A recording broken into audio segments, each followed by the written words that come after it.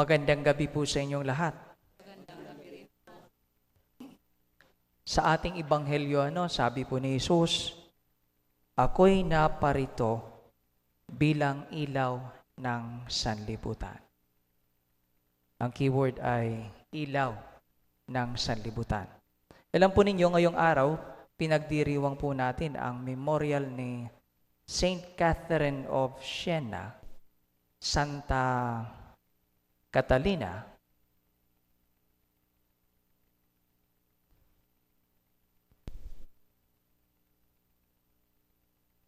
At sabi ni Saint Catherine, isa sa mga famous na quotes niya, sabi niya, be who God meant you to be, and you will set the world on fire. Parang ilaw din, You will set the world on fire.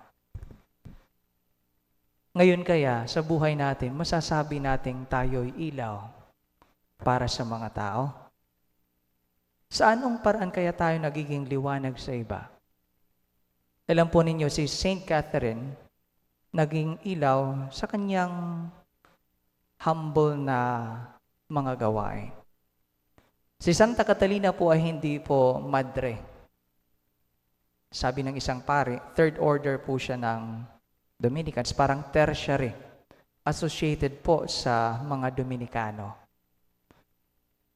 Si Santa Catalina, mainam ang naging pundasyon sa buhay sapagkat marami siyang alam sa pananampalataya. At pag sinasabing alam sa pananampalataya, na ituturo niya ito, na isasabuhay niya ito, na sisimplify niya ang mga bagay para maintindihan ng karamihan. Isa sa mga sulat niya ay ang tinatawag na The Dialogues. At dahil sa ginawa niyang ito, siya ay nabigyan ng titulong Doctor of the Church, Doktor ng Simbahan. Doktor po siya hindi lang dahil sa marami siyang alam, kundi dahil sa marami rin siyang karanasan about God, and isang madasalin po siyang tao, si Santa Catalina. Alam po ninyo, sa Facebook ngayon, pag ikaw ay content creator na maraming tagasunod, maraming nagfa-follow, ang tawag po sa inyo ay influencer. Dahil maraming sumusunod sa inyo. Kung may Facebook noon, siguro si Santa Catalina ay isang influencer.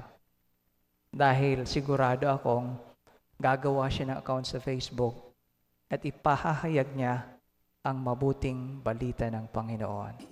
Ang ating pananampalataya. Alam po ninyo, isa sa mga na-impluensyahan ni Santa Catalina ay si Pope Gregory XI.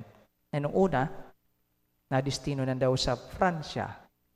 Pero hinikayat ni Santa Catalina na bumalik, she convinced him, na bumalik sa Roma para i-reclaim yung seat ni St. Peter. Kasi doon naman nagsimula. Ganon ka-influential si Santa Catalina. Kahit yung Santo Papa, na-impluensyahan niya. Going back, sa ating buhay ngayon, well, I think Santa Catalina is calling us to influence others. Not to be content creators. May nagtanong sa akin, Father, content creator po ba? Hindi po, sabi ko. Yung content ko, siya yung nag-create sa akin. Which is, who is ang Panginoon, ang Diyos.